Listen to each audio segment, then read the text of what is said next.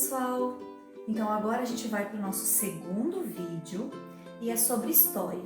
E a gente vai falar sobre uma parte bem importante da história do nosso país, do Brasil, que é lá no início, logo depois do descobrimento, em 1500, a gente vai falar sobre o Tratado de Tordesilhas, sobre as capitanias hereditárias e as sesmarias. Vamos lá? Então agora nós vamos começar com o texto de História. A gente vai falar um pouquinho sobre a história do nosso país lá do início e a gente vai aprender alguns termos importantes da nossa história, como o Tratado de Tordesilhas, as capitanias hereditárias e as sesmarias.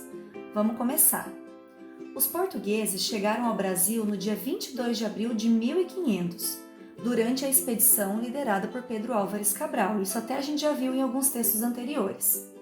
Apesar de a chegada portuguesa ao Brasil ter sido uma grande novidade em Portugal, não atraía tanto a atenção dos portugueses naquele momento, uma vez que o comércio com a Índia representava uma possibilidade de maiores lucros.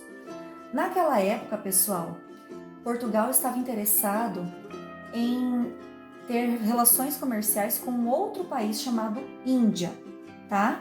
Quando eles chegaram no Brasil no dia 22 de abril, eles acharam que eles tinham chegado na Índia, mas na verdade estavam num território desconhecido. Então, para eles, o Brasil naquela época não interessava, eles não sabiam quantas riquezas tinha o Brasil. Durante os primeiros 30 anos da colonização portuguesa no Brasil, a única grande atividade econômica desenvolvida foi a exploração do pau-brasil, que é uma árvore localizada nas regiões litorâneas, ou seja, perto das praias, e conhecida por possuir uma cor vermelha muito forte. A presença portuguesa concentrava-se então apenas no litoral. Até depois prestem bastante atenção nesse parágrafo, porque tem uma pergunta sobre isso aqui. O que eles exploravam quando eles chegaram no Brasil? A árvore chamada pau-brasil. Em qual região eles estavam quando chegaram no Brasil? No litoral? Terceiro parágrafo. A princípio, os portugueses estavam bastante confiantes na posse da nova terra por conta do Tratado de Tordesilhas. Prestem bastante atenção, a prof até destacou aqui em negrito, Tratado de Tordesilhas, que vai ter uma perguntinha depois sobre isso. Esse tratado foi assinado em 1494, 6 anos antes da descoberta do Brasil em 1500. Esse acordo estabelecia a divisão das terras do novo continente entre Portugal e Espanha. Apesar de dar uma certa segurança aos portugueses, esse tratado não garantia que outras nações não tentariam roubar as terras dadas a Portugal. Então, ou seja, os portugueses assinaram esse tratado junto com os espanhóis para que cada um tivesse o seu direito à terra aqui na América. No começo da década de 1530, o comércio com a Índia estava em declínio, não estava mais dando certo, e as terras dos portugueses na América estavam ameaçadas por franceses, que invadiam com frequência o território, aliando-se com nações indígenas inimigas de Portugal. Nesse início, pessoal, do descobrimento do Brasil, os indígenas se aliavam aos europeus. Uns eram a favor de Portugal, outros a favor da Espanha, outros a favor da França, e ficavam lutando entre si. Com essa situação, Portugal percebeu que era necessário ampliar os esforços de colonização do Brasil. Portugal começou a se dar conta que poderia perder as terras que tinha no Brasil. Caso contrário, correria o risco então de perder as terras. A saída encontrada por Portugal foi bem simples.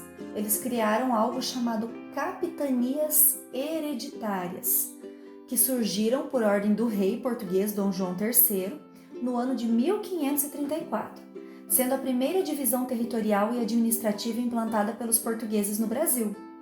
Basicamente, aqui está explicando o que são as capitanias hereditárias. Basicamente, o território foi dividido em 15 grandes faixas de terra que tiveram sua administração entregue a interessados. Então, o rei português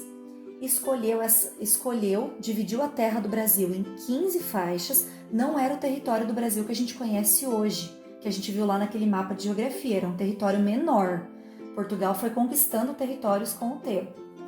Ele escolheu 15 pessoas interessadas por chefiar, como se fossem os governadores nos dias de hoje, e como se fossem essas 15 faixas fossem 15 estados, ele escolheu pessoas para tocar essas partes da terra. Com a implantação das capitanias hereditárias, os administradores de cada capitania criaram as sesmarias. Por quê, pessoal? Aquela terra que eles receberam era muito grande, eles não conseguiam cuidar de toda aquela terra. Vocês imaginem naquela época que não tinha tecnologia de hoje. Não tinha maquinário agrícola, não tinha estrada, não tinha tecnologia como uma internet, um celular, um computador, qualquer tipo de tecnologia, por exemplo, um GPS para você conseguir observar as terras. Então eles tiveram que pegar, cada um que recebeu a sua parte de terra teve que pegar e redistribuir essa terra em pedaços menores. E eles chamaram esses pedaços menores de Seis Marias. O que eram então essas Seis Marias? Eram lotes de terras distribuídos a beneficiários, claro, que o administrador lá escolhia para quem ele queria dar, não era para qualquer um, em nome do rei de Portugal, com o objetivo de cultivar terras virgens. O que são essas terras virgens? Terras que nunca foram cultivadas, que nunca ninguém plantou. Eles derrubavam a mata e começavam a cultivar nessas terras. A concessão de Seis Marias foi abolida apenas quando houve o processo de independência, que o Brasil se tornou independente em 1822. Essas Seis Marias funcionaram até lá.